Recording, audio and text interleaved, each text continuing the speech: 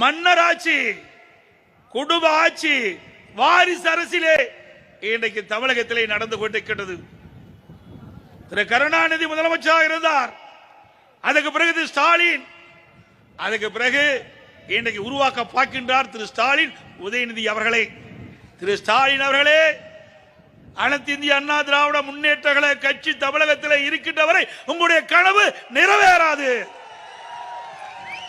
உங்களுடைய கனவு காணல் நீராகத்தான் இருக்கும், பகல் கனவாகத்தான் நீங்கள் பார்த்து கொண்டிருக்கின்றீர்கள். என்னையா தியாகம் செஞ்சீங்க? குடும்பம் தான் ஆட்சி செய்யணுமா தமிழ்நாட்டில்? ஏன் தமிழ்நாட்டில் இருக்கிற 8 கோடி மக்கள் ஒருவர் வரக்கூடாதா?